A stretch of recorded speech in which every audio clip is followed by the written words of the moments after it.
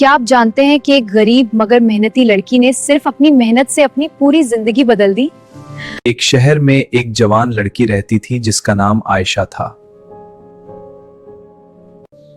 उसके घर के हालात ज्यादा अच्छे नहीं थे, लेकिन आयशा एक बड़ा ख्वाब था कि वो पढ़ लिख कर एक कामयाब इंसान बने।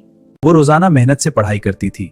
कभी कभी उसे बहुत मुश्किलात का सामना करना पड़ता, लेकिन उसने कभी हिम्मत नहीं हारी। वक्त गुजरता गया और एक दिन आयशा ने इम्तिहान में बहुत अच्छे नंबर हासिल किए। कुछ ही वक्त बाद आयशा की मेहनत का नतीजा सबके सामने आ गया और उसका ख्वाब हकीकत बनने लगा।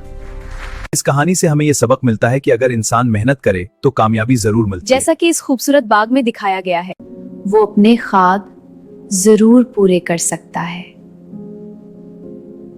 अगर आपको ऐसी मजीद खूबसूरत और सबक आमूज कहानियां पसंद हैं तो वीडियो को लाइक करें और चैनल को सब्सक्राइब करना ना भूलें।